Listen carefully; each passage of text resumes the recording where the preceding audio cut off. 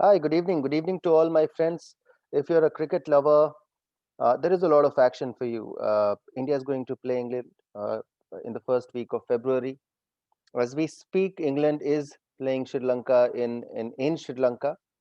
They already are 1-0 up in the series against what I will say is a very, very weak Sri Lankan side, specifically from a bowling point of view. They are weak. The second test match, though, Sri Lanka has done well. They've scored about 370 runs in the first innings, which should be a good total, considering that now the test match has moved into day three, or it will rather move into day three. And if they're able to break through the partnership of Joe Root and Johnny Bairstow, they should be quite ahead in the test match. That being aside, let's just for a moment go back, and talk about the India Australia series. I know that the euphoria has kind of settled in. Fans have already done the player worship and how well India has played in this series. But what's really really important to understand a few reasons why Australia lost the series. I completely agree that the mindset of the Indian team, the some of the plans that they put into place, they really really did fire for India, and the results are there to be seen.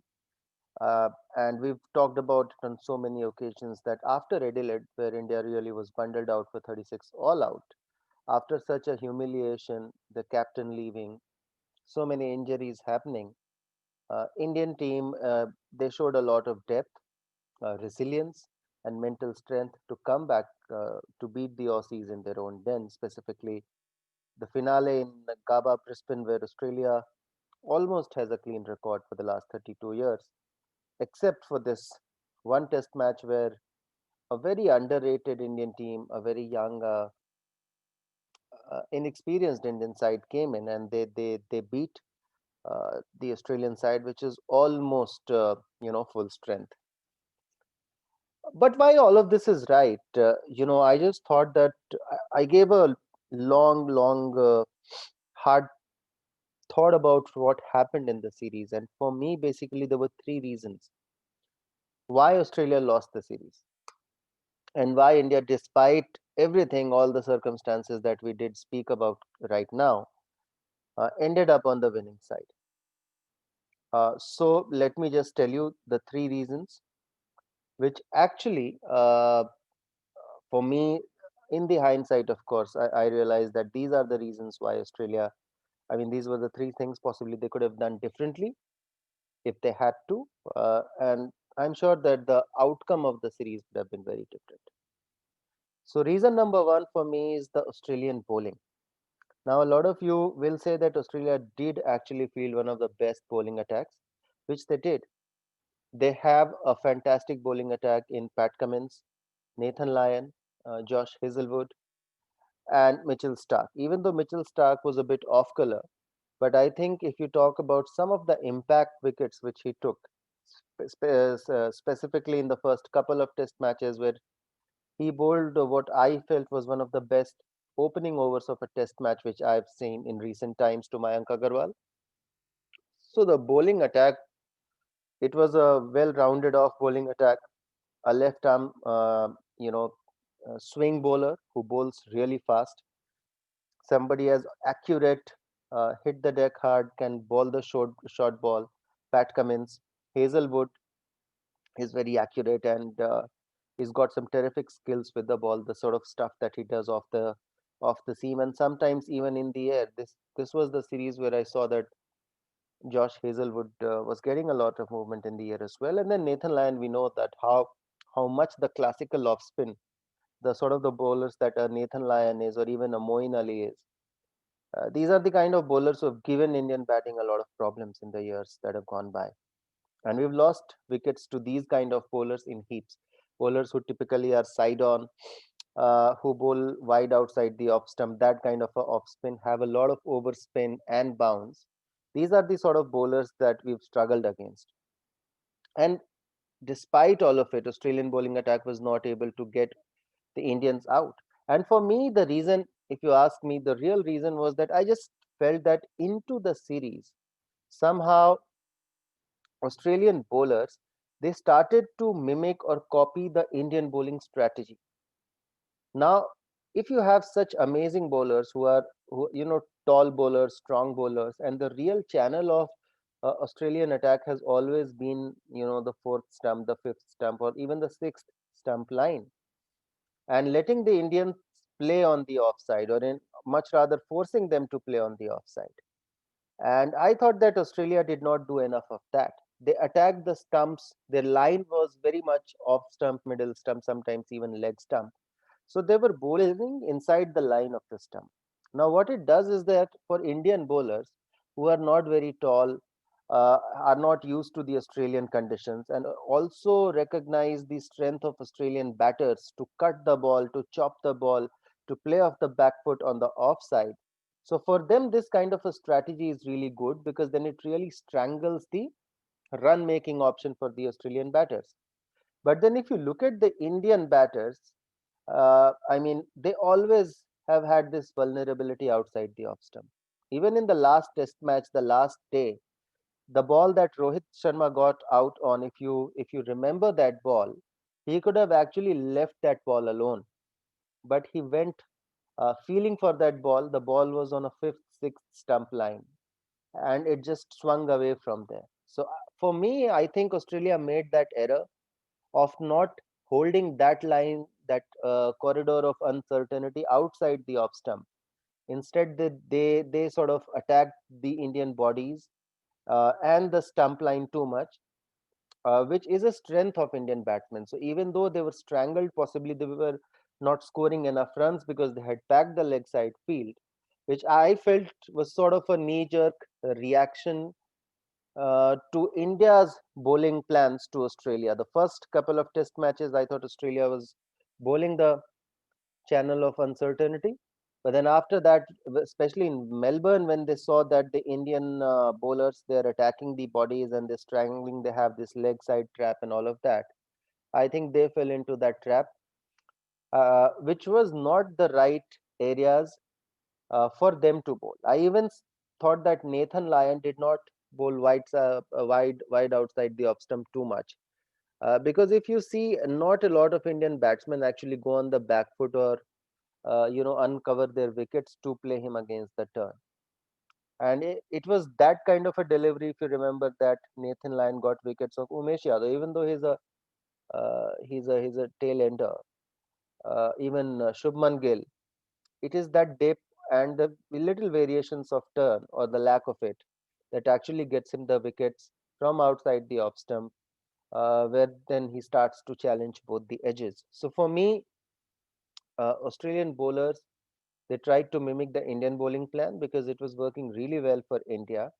And India had limited strength. They could not have bowled Australia out by bowling the outside the off stump kind of a line with the kind of bowling attack that they had after losing Ishant Sharma, Bumrah, eventually in the last test, Mohammad Shami, Umesh Yadav, and all of that.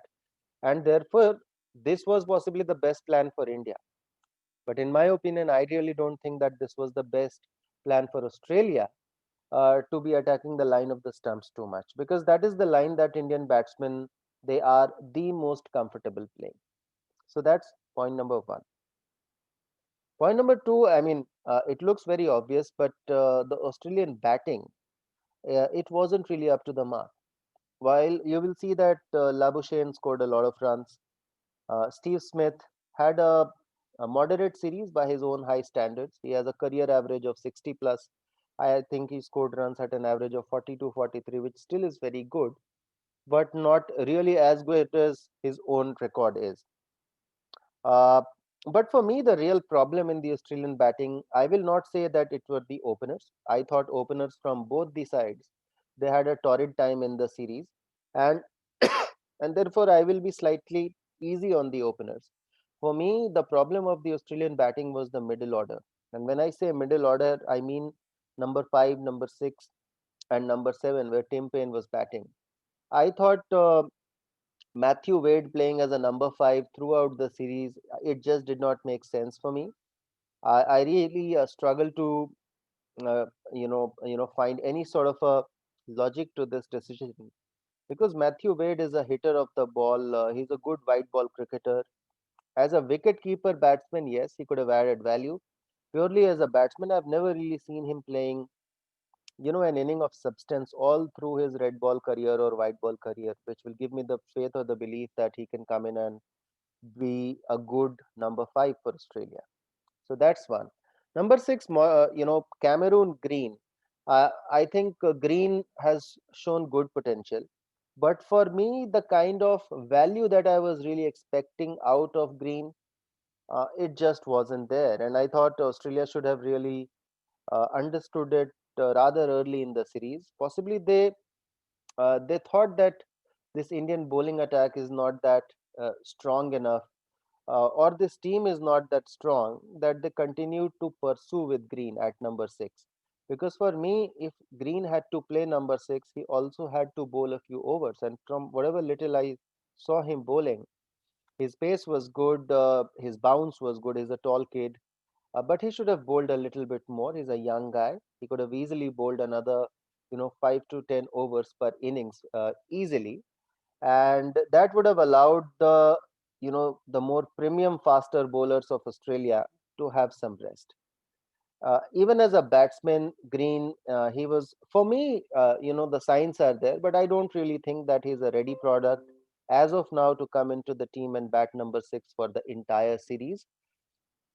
In one of the innings, I think he scored a half century, but if I remember that innings well, it was quite a patchy innings. I think he was dropped twice in that innings. Even Marnus Labuschagne, the innings in which he scored a century, he had a couple of lives even before he reached the score of 50. So for all the money, I thought the choices of number five, six, and seven for Australia, it did not really click, because when I look at these batting positions, these are the batting positions where people come in when bowlers are tiring out, and they really need to make those bowlers toil even more. And neither from a ball playing perspective, nor from a counter attack perspective, neither from a building an innings perspective, were these batsmen successful. And I really thought that this was the second reason why Australia was definitely not able to outbat India in the series, despite the fact that India had a pretty, underwhelming bowling attack for the majority of the series itself. Number three, I thought that Australia has always done well when they've rotated their bowlers, so and kept their fast bowlers fresh. In this entire series, I just thought that uh, playing the same for bowlers, it had a little bit of an impact on the bowlers themselves. I also felt that while they were very disciplined, they lacked a little bit of a creativity. So there was lack of creativity in terms of the lines that they were bowling, in terms of how they were using the angles of the crease. Even Mitchell Stark, only for a very brief period of time in the Sydney Test, he came round the wicket and then he bowled. Otherwise, sometimes from that angle, I've seen Mitchell Stark bowl some really, really decent spells.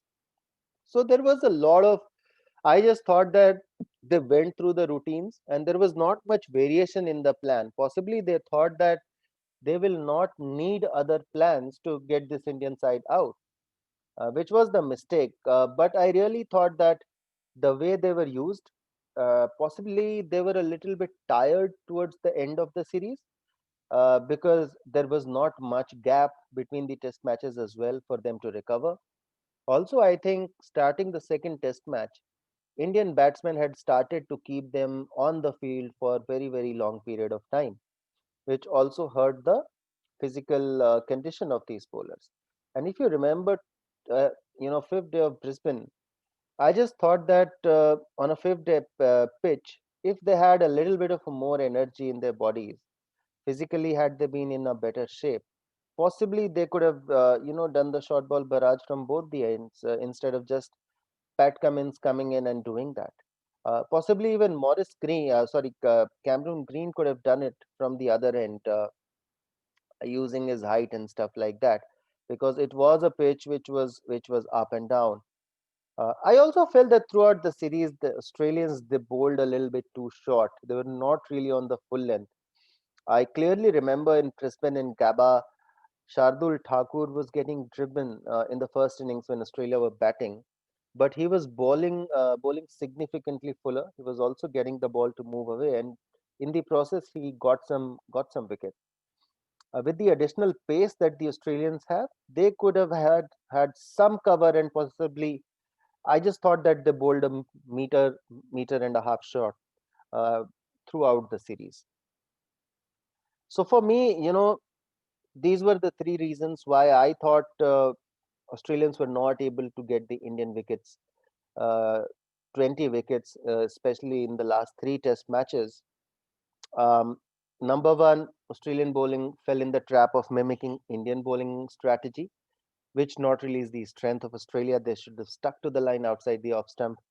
Number two, the batsmen at 5 and 6. I don't really agree with Matthew Wade and Green playing the entire series 5 and 6. It's just not good. Possibly, it would have been better to uh, you know get some new batsmen from the circuit, from even from the BBL, and get them to play and things like that. And number three, I just thought that their bowlers, the same set of bowlers, there was lack of creativity, and also there was some tiredness and fatigue towards the end of the series. So these are my views as to why Australia was not able to, hand a defeat to Indians. But as they say, uh, in the hindsight, you can always come in and do a little bit of a thinking and talk about these things. But I think there's a lot for the Australian board and the Australian think tank to sort of think about as they move ahead in their journey, and they really, really need to rejig their batting. If you like the video, give it a like, give it a thumbs up, and I'll see you in the next episode then.